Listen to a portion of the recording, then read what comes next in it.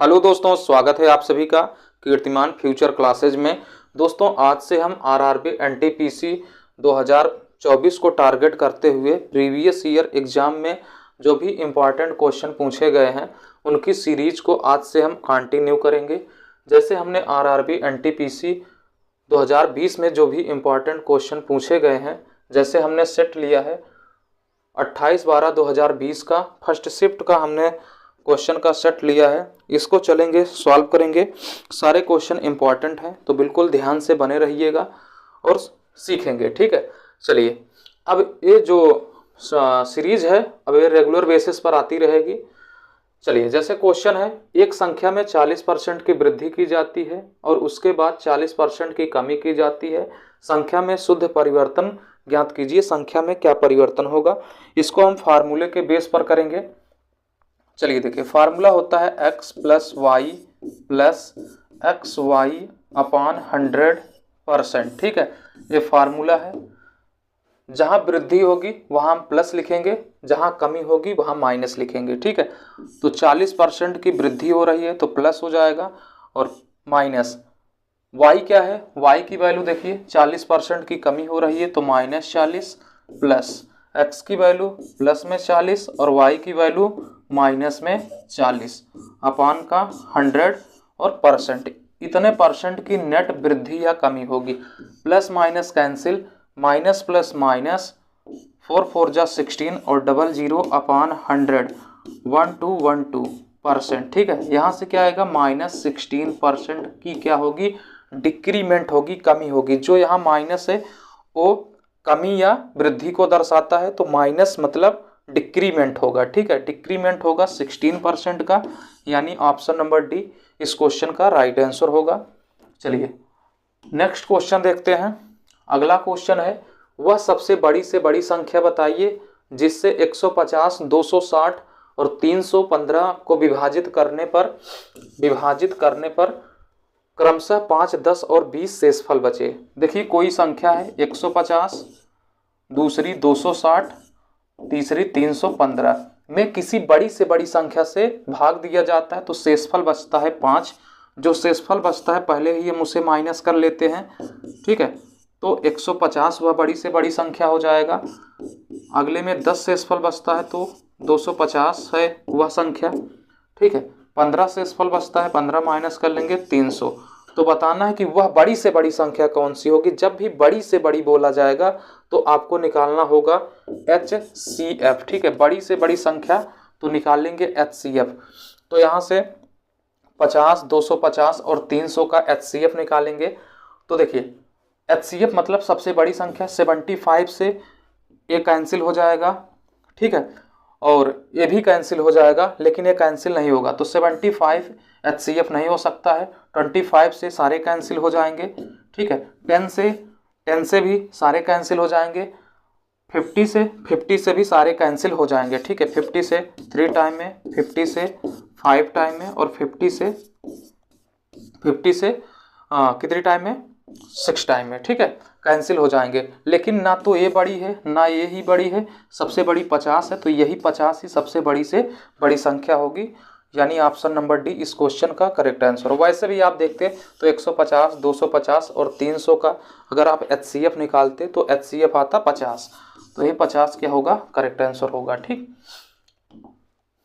चलिए next question देखते हैं। एक क्लास में महिलाओं की संख्या का पुरुषों की संख्या से अनुपात है। महिलाओं का यानी फीमेल का मेल के साथ रेशियो है 3:2। 300 महिलाएं क्लब में शामिल हो जाती हैं। ठीक है, एक क्लब है, माफ कीजिएगा क्लास है, हमने बोला क्लब है। 300 महिलाएं शामिल हो जाती हैं क्लब में, 300 महिलाएं शामिल हो जाती हैं और अनुपात 5:2 हो जाता है, अनुपात 5:2 हो जाता है। ठीक है, जो मेल की पहले रेशियो थी अब भी वही रेशियो है, लेकिन फीमेल का पहले 3 था अब 5 हो गया। क्यों हुआ, क्योंकि 300 महिलाएं क्लब में शामिल हो गई हैं। 3 से 5 हुआ तो 2 रेशियो की बढ़ोतरी हुई, जबकि 2 रेशियो की वैल्यू कितनी है, 300 महिलाएं बढ़ी हैं तो 1 रेशियो की वैल्यू निकालेंगे 150। 1 रेशियो की वैल्यू 150, तो बोला क्या गया है, क्लब में अब महिला सदस्यों की संख्या क्या होगी, तो अब महिला सदस्यों की संख्या 5 रेशियो है, एक रेशियो की वैल्यू 150, तो 5 रेशियो की वैल्यू 150 से मल्टीप्लाई करेंगे तो 750 आएगा।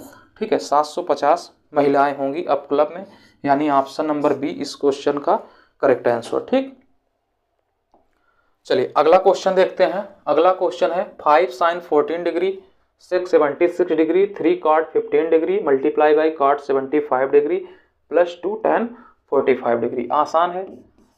5 sin 14 डिग्री, ठीक है, 14 देखिए क्या है, कॉसेक है, अपान में आएगा तो कॉस हो जाएगा, cos 76 degree plus 3 cot 15 degree upon, एक काट है, अपान में आएगा tan हो जाएगा 75 डिग्री प्लस 2 tan 45 डिग्री की वैल्यू 1। ठीक है, देखिए 5 साइन है, साइन 14 डिग्री, इसको लिखेंगे तो cos 90 माइनस 14 करेंगे तो 76 आएगा, cos 90 अंश माइनस थीटा साइन थीटा, तो sine 14 degree plus 3 cot 15 degree upon, इसको लिखेंगे tan 90 डिग्री माइनस 15 डिग्री तो 75 आएगा, तो tan 90 अंश माइनस थीटा cot थीटा, तो cot 15 डिग्री प्लस 2 1 2 कैंसिल हो गया, तो 5 प्लस 3 प्लस 2 ऐड करेंगे 10 इसका correct answer, option number D. चलिए नेक्स्ट क्वेश्चन देखते हैं। वह छोटी से छोटी पूर्ण संख्या ज्ञात कीजिए जो 12, 15 और 18 से पूर्णतः विभाजित है।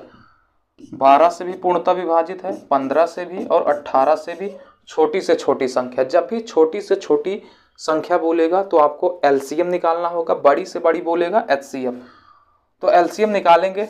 वैसे 12, 15, 18 का एलसीएम 180 होता है, 180 होता है। तो बताना है वह छोटी से छोटी पूर्ण वर्ग संख्या बताना है। पूर्ण वर्ग मतलब जिसका वर्गमूल निकालने पर एक पूर्ण संख्या मिले। ठीक है, तो पूर्ण वर्ग संख्या बताना जो 180 से पूर्णतः डिविजिबल हो या 180 के मल्टीपल में आता हो। 400 नहीं आएगा, 1225 नहीं आएगा, 625 नहीं आएगा। देखिए 5 टाइम मल्टीप्लाई करेंगे तो 900 आएगा। ठीक, ऑप्शन नंबर ए इस क्वेश्चन का करेक्ट आंसर होगा। नेक्स्ट क्वेश्चन देखते हैं। यक्स और वाई मिलकर एक कार्य को 12 दिनों में पूरा कर सकते हैं। ठीक है, यक्स और वाई मिलकर किसी काम को 12 दिन में पूरा कर सकते हैं। वाई और जेड उसी काम को 18 दिन में कर सकते हैं। ठीक है, एक्स और जेड उसी काम को 15 दिन में कर सकते हैं। तो सबसे पहले पूरा काम निकालेंगे। 12, 18 और 15 का एलसीएम 180, 12 से डिवाइड करेंगे, इफिशियंसी निकालेंगे, आएगा कितना 15, 18 से डिवाइड करेंगे आएगा 10, 15 से डिवाइड करेंगे 12। तो इनकी यह इफिशियंसी हो गई। एक्स और वाई मिलकर एक दिन में 15 काम, वाई जेड 10 काम, एक्स जेड 12 काम। तो बोला है तीनों कितने दिन में कर लेंगे, तो एक्स वाई और जेड की इफिशियंसी चाहिए, ऐड कर देते हैं। एक्स और एक्स 2x, 2 बाहर करेंगे x, वाई 2y 2 बाहर है तो y। ठीक है, जेड 2 बाहर है तो z इज इक्वल टू, इधर भी ऐड करेंगे आएगा 37। तो x plus Y plus z की इफिशियंसी निकालेंगे 37/2। ये तीनों की इफिशियंसी आ गई। टोटल काम कितना है 180, और तीनों मिलकर एक दिन में 37/2 काम करते हैं, तो 37/2, 2 नीचे अपान में ऊपर जाएगा मल्टीप्लाई में हो जाएगा, तो 180 मल्टीप्लाई बाई 2 अपान 37। क्वेश्चन में बोला है लगभग में बताना है, तो 37 को हम 36 के अप्रॉक्सीमेटली मान लेते हैं, तो 36 से डिवाइड करेंगे 5 टाइम, 5 2 जा 10, तो लगभग 10 डेज आएगा। तो तीनों मिलकर कितने दिन में कार्य समाप्त कर देंगे, 10 दिन में। Option number C right answer होगा। ठीक, चलिए अगला क्वेश्चन देखते हैं। यदि √2 plus √x is equal to √3। ठीक है, √2 प्लस √x की वैल्यू √3 के बराबर है, तो हमें x की वैल्यू बतानी है। √x is equal to √3 minus √2, squaring on both side, तो x is equal to √3 square plus √2 square minus 2 √3 into √2। 2, under root 3 square 3, under root 2 square 2 minus 2 under root 6, तो 3 2 5 माइनस 2 अंडर रूट 6, तो x की value आएगी 5 minus 2 under root 6। Option number A correct answer होगा। ठीक, चलिए next question देखते हैं। अगला क्वेश्चन है, उस सबसे लंबे स्तंभ की लंबाई ज्ञात कीजिए जिसे 10, 8 और 6 मीटर बीमाओं वाले कमरे में रखा जाए। इसको प्रैक्टिकली तौर पे समझते हैं। ठीक है, कोई क्यूबॉइड है, क्यूबॉइड मतलब घनाभ जिसकी लंबाई चौड़ाई ऊंचाई अलग अलग दी गई है। ये 10 मीटर है इसकी लंबाई, चौड़ाई 8 मीटर है और ऊंचाई है 6 मीटर। ठीक है, तो बताना है इसमें सबसे लंबे खंभे की लंबाई क्या होगी जो इसके अंदर रखा जा सकता है। तो इसके अंदर यही सबसे लंबाई का खंभा रखा जा सकता है, मतलब इसके विकर्ण के बराबर रखा जा सकता है। तो यह क्या है, घनाभ है। घनाभ का विकर्ण क्या होता है, L square plus B square plus H square. L मतलब लेंथ, लेंथ क्या है 10 स्क्वायर, ब्रेथ क्या है 8 स्क्वायर, हाइट क्या है 6 स्क्वायर। 10 का स्क्वायर 100, 8 का स्क्वायर 64, 36, ऐड करेंगे 200, स्क्वायर रूट निकालेंगे under root 2, 10 under root 2 metre, यही सबसे बड़ी रखा जा सकता है। ठीक है, ऑप्शन नंबर सी बिल्कुल राइट आंसर होगा। ठीक है, उम्मीद है आप समझ रहे होंगे। नेक्स्ट क्वेश्चन, ए और बी की कार्य क्षमता का अनुपात, इफिशियंसी है, इफिशियंसी का रेशियो है ए और बी। ए और बी क्या है 3:4। ठीक, देखिए यदि एक किसी कार्य को 12 दिनों में पूरा कर लेता है, एक किसी कार्य को 12 दिन में, ठीक है 12 दिन में पूरा कर लेता है, उसकी क्षमता क्या है 3 काम करने की, और करता कितने में है 12 दिन में। टोटल काम कितना करेगा, एक दिन में 3 काम, तो 12 दिन में टोटल 36 काम करेगा। 36 काम है टोटल बोला गया। तो बी उसी कार्य को कितना दिन में पूरा करेगा, बी एक दिन में 4 काम करता है और टोटल काम करना है 36 काम करेगा 4 की रफ्तार से, तो 4 9 36, 9 दिन में पूरा काम कर लेगा बी।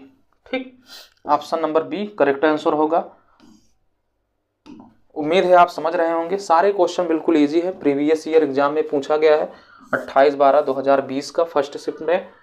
चलिए अगला क्वेश्चन देखते हैं। यदि cos 2a की वैल्यू sin a के बराबर है और a की जो वैल्यू है 0 डिग्री और 90 डिग्री के बीच है, तो हमें बताना है, तो a का मान बताइए, तो a का मान बताइए। ठीक है, देखिए cos 2a बराबर है sin a, हमें a की वैल्यू बतानी है। तो cos 2a is equal to हम क्या लिख सकते हैं, sin a यानी cos 90 डिग्री माइनस a। ठीक, cos से cos कैंसिल, 2a की वैल्यू किसके बराबर होगा 90 डिग्री माइनस a, ये इधर आएगा plus 2a plus a 3a, 3a की वैल्यू क्या हो जाएगी 90 डिग्री। अगर यहाँ से हम a की वैल्यू निकालेंगे तो a इज इक्वल टू आएगा 30 डिग्री। तो a की वैल्यू जो कि है 0 और 90 के बीच में है ना, 30 डिग्री आया है, तो option number B correct answer होगा। समझ गए होंगे आप बिल्कुल आसानी से। चलिए सारे क्वेश्चन इंपॉर्टेंट है। चलिए देखिए ये बहुत इंपॉर्टेंट क्वेश्चन है। ये किसी कार्य को 12 दिन में कर सकता है, ये जो है किसी कार्य को 12 दिन में कर सकता है। ठीक है, कर सकता है, अच्छी बात है। आगे क्या बोला गया है, आगे बोला गया है बी ए की तुलना में 20% कम कुशल है। जो बी है ए की तुलना में 20% कम कुशल है। अगर ए की क्षमता 100 है, अगर ए की क्षमता 100 है तो 20% कम कुशल है, तो 100 का 20% कम यानी 80। अगर इनका रेशियो लेंगे 20 चौक 80, 20 पंचे 100। अगर ए एक दिन में 5 काम करता है तो बी एक दिन में 4 काम करेगा। जबकि ए किसी काम को 12 दिन में करता है, एक दिन में 5 काम कर रहा है, तो 12 दिन में कितना काम करेगा, टोटल 60 काम करेगा, टोटल 60 काम करेगा। तो बोला क्या गया है बी उसी काम को कितने समय में करेगा। बी एक दिन में 4 काम कर रहा है, तो 4 की रफ्तार से 60 काम कितने दिन में करेगा, 15 दिन में करेगा, 15 days. Option number B right answer होगा। ठीक, चलिए नेक्स्ट क्वेश्चन देखते हैं, इंपॉर्टेंट। एक स्कूल में लड़कों और लड़कियों की औसत आयु है 16.8 वर्ष। ठीक है, लड़कों की औसत आयु 15.4 वर्ष है और लड़कियों की औसत आयु 18.2 वर्ष है। स्कूल में छात्रों और लड़कियों, छात्रों मतलब लड़कों और लड़कियों के बीच के संख्या का अनुपात बताना है। तो एलिगेशन का क्वेश्चन है, लड़कों और लड़कियों की संख्या का औसत क्या है 16.8, जबकि लड़कों की औसत आयु कितना है 15.4, ठीक है 15.4, और लड़कियों की औसत आयु है 18.2। तो बताना है इनके बीच रेशियो, ये बॉयज हैं और एक गर्ल है, ठीक है। तो एलिगेशन हम लगाएंगे, माइनस करेंगे 18 माइनस 2 तो आएगा 1.4, इसको माइनस करेंगे तब भी आएगा 1.4। अगर रेशियो लेंगे तो 1:1 के रेशियो में उनका क्या होगा, अनुपात होगा। ऑप्शन नंबर बी इस क्वेश्चन का बिल्कुल करेक्ट आंसर हो जाएगा, ठीक है। तो सारे क्वेश्चन इंपॉर्टेंट है। चलिए नेक्स्ट क्वेश्चन देखते हैं। हाँ, अगला क्वेश्चन इंपॉर्टेंट है। देखिए, ए किसी कार्य को 20 दिन में पूरा कर सकता है, ठीक है, कोई बात नहीं है। ए किसी काम को 20 दिन में पूरा कर सकता है और बी अकेले उसी कार्य को 30 दिन में पूरा कर सकता है, जबकि बी अकेले उसी काम को 30 दिन में पूरा कर सकता है। किसी अन्य कार्य के कारण एक कार्य पूर्ण होने से पहले ही कार्य छोड़ देता है। सबसे पहले पूरा काम निकालते हैं, एलसीएम निकालेंगे 60 आएगा, इफिशियंसी 20/3 60 और 30×2 60, ठीक। एक कार्य पूर्ण होने से पहले ही छोड़ देता है और शेष 5 दिन तक बी अकेले कार्य करता है। शेष 5 दिन तक बी अकेले काम किया। बी एक दिन में 2 काम करता है, ठीक है। जब ए काम कर रहा था बी के साथ तो ए ने काम छोड़ दिया, तो होता क्या है, बी जो है अकेले 5 दिन तक काम करता है। बी एक दिन में 2 काम कर रहा है तो 5 दिन अकेले काम किया, तो टोटल 10 काम अकेले कर दिया था। टोटल काम कितना था 60 में से बी ने अकेले लास्ट में 10 काम किया, तो 50 काम दोनों ने मिलकर एक साथ किए होंगे, तभी तो ए ने छोड़ा होगा। अब दोनों ने एक साथ काम किया तो ए एक दिन में 3 काम, बी एक दिन में 2 काम, तो दोनों मिल करके एक दिन में 5 काम करते हैं और दोनों ने मिल करके 50 काम एक साथ किया। एक दिन में 5 काम करेंगे तो 50 काम करने में कितना दिन लेंगे, 10 दिन लेंगे। तो क्वेश्चन में पूछा क्या गया है, बी ने अकेले ही कार्य किया, ठीक है। स्थिति में कार्य को पूर्ण करने में कुल कितने दिन लगे। देखिए 10 दिन तो दोनों ने एक साथ मिलकर के काम किया, ठीक, 10 दिन दोनों ने मिलकर साथ काम किया, लेकिन 5 दिन अकेले बी ने काम किया है ना, तो काम तो पूरा होगा 10 और 5 15 दिन में होगा ना, ठीक है। तो 15 डेज क्या होंगे, 15 days right answer. Option number D इस क्वेश्चन का बिल्कुल करेक्ट आंसर, ठीक। चलिए आगे क्वेश्चन देख लेते हैं। श्वेता और हरीश ने 28,000 की आय के साथ एक परियोजना को पूर्ण किया। इस परियोजना में श्वेता ने 20 दिनों के लिए काम किया और हरीश ने 30 दिनों के लिए काम किया। यदि उनकी दैनिक मजदूरी 5:6 है तो श्वेता का हिस्सा बताइए। कोई दिक्कत नहीं, आसान है। टोटल 28,000 रुपए मिले, ठीक है, दोनों को। श्वेता 20 दिन तक काम की, श्वेता ने 20 दिन तक काम किया, श्वेता, और हरीश ने 30 दिन तक काम किया। और देखिए इनकी दैनिक मजदूरी का अनुपात है क्या, 5:6, 5:6। अगर ये 5 रुपए पाता है तो ये 6 रुपए पाएगा, ठीक है। श्वेता अगर 5 रुपए कमा रही है तो हरीश 6 रुपए, अनुपात है x से मल्टीप्लाई कर दो, ठीक है। पैसा एक्चुअल में कितना मिला, तो 5x श्वेता को, 6x मिला हरीश को पर डे के काम के लिए, ठीक है।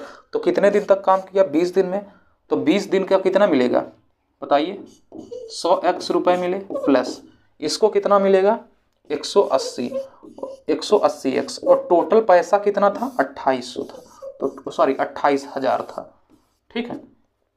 इसको सॉल्व करेंगे तो 280x इज इक्वल टू 28,000 आएगा। यहाँ से डिवाइड करेंगे तो कितना आएगा, हाँ कितना आएगा 100 आएगा, तो x की वैल्यू 100 आ गई। तो बताना है कि then Shweta share is, Shweta कितना मिलता है, श्वेता को 100x मिला ना, 100x, तो 100 मल्टीप्लाई x की वैल्यू 100, तो 100 100 10,000, तो श्वेता कमाएगी 10,000 रुपये। अगर हरीश का पूछा जाता तो हरीश कमाता 18,000 रुपये, हरीश 18,000, लेकिन श्वेता का पूछा गया तो श्वेता 10,000 कमाएगी। Option number B correct answer. ठीक, चलिए अगला क्वेश्चन देखते हैं। एक धनराशि का 10% वार्षिक दर से 2 वर्ष का साधारण ब्याज 500 है। समान समय के लिए समान दर पर समान राशि पर चक्रवृद्धि ब्याज क्या होगा? एक धनराशि x है, 10% वार्षिक दर से 2 वर्ष, SI is equal to principal multiply rate into time by 100 वाले फार्मूले से हम कर रहे हैं। तो प्रिंसिपल x हमने माना, रेट 10%, समय 2 वर्ष बटे 100। ठीक है, तो यहां से जो सिंपल इंटरेस्ट मिलता है कितना मिलता है? 500 रुपये। बिल्कुल सॉल्व कर लेते हैं। 1 0 1 0 कैंसिल, 2 से काटेंगे 5 बार में तो बचा 2500। 2500 रुपये है, ये क्या है? मूलधन। मूलधन 2500 है।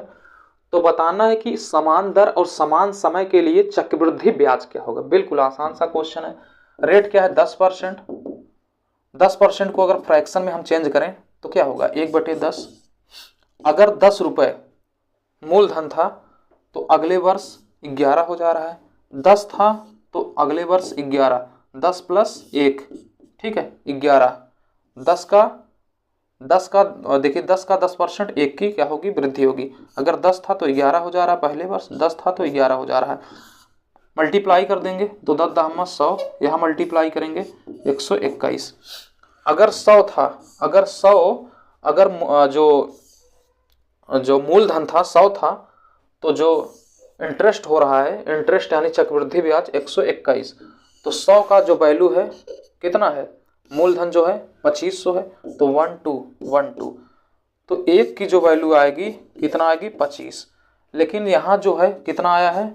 चक्रवृद्धि ब्याज 121 यूनिट, तो 25 से मल्टीप्लाई कर देंगे तो 25 एकम 25, 5, 25 एकम 25, 5, हाँ 25 दूना 50, 25 एकम 25, 5 हासिल 2, 25 दूना 50, 50 2 52, 2 हासिल 5, 25 एकम 25, 25 5 30। एक सेकंड यार, 25 एकम 25, 5 हासिल 2, 25 दूना 50, 50 2 52, 2 हासिल 5, 25 एकम 25, 25 5 30। ठीक है, तो इतना क्या आएगा? मिश्र धन 3025 रुपये। 3025 रुपये क्या आएगा? मिश्र धन 3025 रुपये मिश्र धन आएगा। जबकि मूलधन क्या था? 2500 था, तो यहाँ से 525 रुपये क्या आएगा? चक्रवृद्धि ब्याज आएगा। अगर ये सब नहीं समझ पाए हैं आप तो कोई दिक्कत नहीं है, ऑप्शन इसका कौन सा हो जाएगा? ऑप्शन ए हो जाएगा। अगर ये नहीं समझ पाए हैं तो कोई दिक्कत नहीं, हम आसान तरीके बताएंगे, और भी आसान तरीका, क्योंकि क्वेश्चनों को सॉल्व करने का और भी तरीके होते हैं। ठीक है, चलिए हटाते हैं इसको। चलिए हम मिश्र धन के फार्मूले से ही लगा लेते हैं। देखिए यहाँ से क्या आया था? जो x की वैल्यू मूलधन आएगा 2500 रुपये आएगा। ठीक है, हम जानते हैं कि जो अमाउंट इज इक्वल टू होता है principal 1 plus r by 100 power t। ठीक है, प्रिंसिपल क्या है? 2500, 1 प्लस रेट क्या है? 10 बटे 100, समय है 2 वर्ष, 1 2 कैंसिल, तो 2500 गुणे 10 एकम 10 1 11 गुणे 11 बटे 100। ठीक है, 10 10 100, 1 2 1 2 मल्टीप्लाई करेंगे 3025। ये मिश्रधन आया है, अमाउंट आया है। अगर हमको निकालना हो CI निकालना हो, कंपाउंड इंटरेस्ट, तो इसमें से माइनस कर देंगे 3025 माइनस मूलधन 2500, तो क्या आएगा? यहाँ से 525 ही आएगा। ठीक है, तो जिस तरीके से आप समझ सकते हैं सब सही होगा। ऑप्शन नंबर बी इसका करेक्ट आंसर। ठीक है, चलिए अगला क्वेश्चन देखते हैं। 3400 की राशि पर 4 वर्ष का साधारण ब्याज जो है 680 है। ब्याज की दर क्या है? कोई दिक्कत नहीं, सिंपल इंटरेस्ट का जो फार्मूला है principal into rate into time by 100 है। ठीक, यहां से सिंपल इंटरेस्ट कितना है? 680। प्रिंसिपल कितना है? 3400। ठीक, और रेट हमको बताना है, और टाइम कितना है? 4/100, 1212। ठीक है, 4 से काट देते हैं, 4 एकम 4, 2 बचेगा, 4 सते 28, ठीक है 0। इसको काटेंगे 34, मतलब 5 बार कैंसिल हो जाएगा ना। हाँ हाँ सही, 5 बार। तो जो रेट की वैल्यू आएगी 5%, 5% इसका रेट होगा। ऑप्शन नंबर डी बिल्कुल राइट आंसर। ठीक, चलिए उम्मीद है आप समझ रहे होंगे। एक आयत की लंबाई इसकी चौड़ाई की 2 गुनी है। आयत की जो लंबाई है चौड़ाई की 2 गुनी, ब्रेथ और लेंथ। देखिए एक आयत की लंबाई है चौड़ाई की 2 गुनी, चौड़ाई x है तो लंबाई 2 गुनी 2x, ठीक है। इसका परिमाप, परिमाप का मतलब है 2l प्लस b, इसकी वैल्यू दिया गया है 48। तो 2 लेंथ की वैल्यू 2x, ब्रेथ की value x is equal to 48। 2 से काटेंगे 24, 3x की वैल्यू 24, 3 से काटेंगे 8, x की वैल्यू 8। तो पूछा गया है आयत का क्षेत्रफल।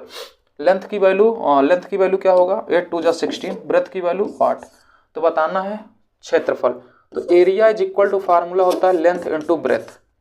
तो 16 मल्टीप्लाई बाई 8, 16 8 128 मीटर में है, हाँ सेंटीमीटर में, तो सेंटीमीटर स्क्वायर, 128 सेंटीमीटर स्क्वायर।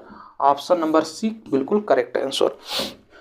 उम्मीद है आप समझ गए होंगे। चलिए अगला क्वेश्चन देखते हैं।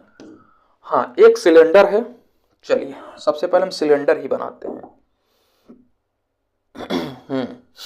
चलिए एक सिलेंडर है, ठीक है। इसकी ऊंचाई है 14 सेंटीमीटर, 14 सेंटीमीटर। इसका वक्र पृष्ठीय यानी कर्व सरफेस एरिया है। वक्र पृष्ठीय क्षेत्रफल क्या होता है सिलेंडर का, तो वक्र पृष्ठीय क्षेत्रफल होता है 2 पाई आर एच। ये वक्र पृष्ठीय क्षेत्रफल होता है 2 पाई आर एच, ठीक है। हाँ 2 पाई आर एच। इसकी वैल्यू क्या दिया गया है, इसकी वैल्यू दिया गया है 528 सेंटीमीटर स्क्वायर, ठीक। सिलेंडर का आयतन बताना है। सिलेंडर का आयतन क्या होगा हमसे पूछा गया है। एच की वैल्यू क्या दी गई है 14। सिलेंडर का आयतन, आयतन यानी वॉल्यूम, वॉल्यूम का फार्मूला क्या होता है सिलेंडर के लिए, पाई आर स्क्वायर एच, ठीक है। तो अगर हमको आर की वैल्यू मालूम चल जाए तो इसमें रख के हम फाइनल वैल्यू निकाल सकते हैं। तो चलिए लिखते हैं 2 पाई की वैल्यू 22/7, ठीक है। आर की वैल्यू निकालना है, एच की वैल्यू क्या है 14 बराबर 528। देखिए इसको सॉल्व करते हैं, 7 दूनी 14, ठीक है। और 2 से काट देते हैं, 2 दूना 4, 2 छंग 12, 2 चौक 8, ठीक है। फिर से 2 से काट देते हैं 13 और 2 से काटेंगे 11, 2 से काटेंगे 6, 11 से काटेंगे 6। तो आर की वैल्यू जो आएगी 6 सेंटीमीटर। तो हमसे पूछा गया वॉल्यूम आयतन, तो आयतन क्या होता है पाई आर स्क्वायर एच। पाई की वैल्यू 22/7, आर की वैल्यू 6 और एच की वैल्यू, आर स्क्वायर है ना तो 6 का स्क्वायर, एच की वैल्यू क्या है 14। सॉल्व कर लेते हैं, 7 से काटेंगे 2 बार में, 22 गुणे 36 गुणे 2। देखिए 36 दूना 72, तो 22 गुणे 36 दूना 72, ठीक है। तो देखिए ऑप्शन से चले जाएंगे, हो जाएगा नहीं, 2 दूना 4, 4 2 जगह आएगा तो मल्टीप्लाई कर लेते हैं, कोई दिक्कत नहीं है। 72 गुणे 22, 2 दूना 4, 2 से 14, 4 14 4 8, 4 8 5 1। ये ऑप्शन नंबर बी इसका करेक्ट आंसर होगा, सेंटीमीटर क्यूब, ठीक। उम्मीद है आप समझ गए होंगे। हाँ अगला क्वेश्चन, एक त्रिभुज के कोण है, चलिए त्रिभुज भी बनाते हैं हम, ठीक है। एक त्रिभुज है, इसके कोण है 2x 3x माइनस 8 डिग्री और 5x माइनस 12, 5x माइनस 12 ही होना चाहिए, चलो अच्छा 5x माइनस 12, ठीक है। चलिए इसको सॉल्व करते हैं। तो त्रिभुज के तीनों अंतःकोणों का योग जो होता है 180। तो सॉल्व कर लेते हैं, 2 3 5 5 5 10, 10x minus 20 is equal to 180, ठीक। इधर जाएगा 200 हो जाएगा, 10x is equal to 200, x की वैल्यू 20। तो बताना क्या है, तो बताना है सबसे बड़े कोण की वैल्यू। तो सबसे बड़ा कोण ये होगा क्योंकि 5x है, तो 20 पंचे 100 माइनस 12, 100 माइनस 12 88। इसको भी निकाल लेते हैं। 20 तिहाई 60, 60 माइनस 8 52 और 20 दूना 40। तो सबसे बड़ा कोण 88 degree. Option number B correct answer. उम्मीद है आप सारे क्वेश्चनों को बिल्कुल आसानी से समझ गए होंगे। अब हम इस तरीके से सीरीज को आगे कंटिन्यू करेंगे। अपने दोस्तों के साथ ज़्यादा से ज़्यादा शेयर कर दीजिएगा।